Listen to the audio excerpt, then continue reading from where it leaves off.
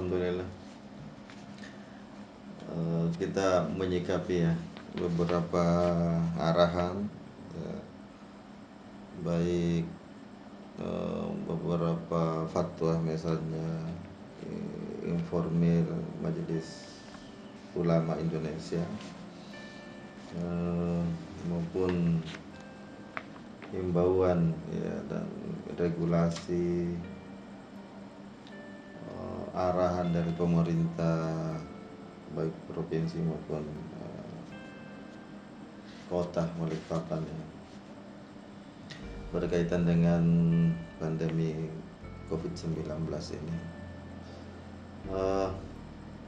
Kita warga dan keluarga besar, walaupun sampai saat ini misalnya tertib itu masih zona aman ya untuk Balikpapan. Tapi justru itu kita berupaya terus dari sisi penyebarannya, banyak hal yang kemudian sudah kita lakukan. Misalnya sejak awal kita mengadakan pembatasan ya, pembatasan sosial berkaitan dengan antisipasi preventif dari penyebarannya ini.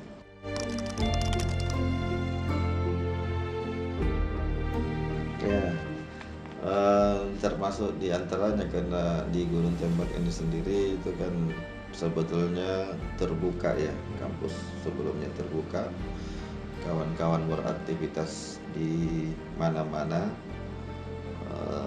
sehingga kita ambil langkah-langkah preventif untuk kemudian membatasi. Jadi ada kampus tarbiyah yang di dalam kanal ini yang luasan 138 hektar. Kemudian kita mengambil langkah-langkah preventifnya. Yang pertama, anak-anak yang nyantri kemarin itu ya kita pulangkan semua. Itu bagian dari upaya kita untuk kemudian pembatasan tadi. Terus guru-guru, para dosen, para guru, para karyawan yayasan yang tinggal di kampus tarbiyah ini di dalam pagar ini, ada pembatasan aktivitas keluar. Ya, terus yang dari luar kanal ini itu ada warga kita yang tinggal, yang kita sebut di sini sebagai kampus dakwah. Kita batasi mereka untuk termasuk masuk dan sholat berjamaah ya di Masjid Agung Ardian. Itu langkah-langkah yang harus kita lakukan untuk pembatasan itu, karena kita tidak tahu mereka interaksinya ya, aktivitas hariannya. Tapi kalau di dalam ini bisa benar-benar kita pantau, sehingga berupaya terus untuk kemudian bahkan usia di atas 50 tahun itu ada pembatasan untuk tidak dulu menghadiri sholat berjamaah.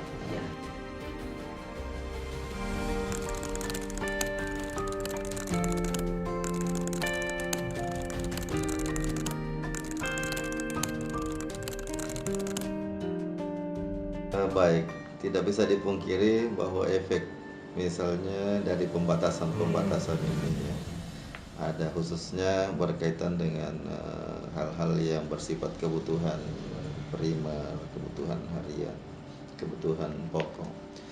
Ya, kita sudah antisipasi. Yang pertama, ada pendataan karena kita membentuk satuan tugas yang berkaitan dengan COVID-19 ini. Ya, ada pendataan warga, untuk memberi keterangan yang transparan gitu, yang tidak ditutup-tutupi. Sebetulnya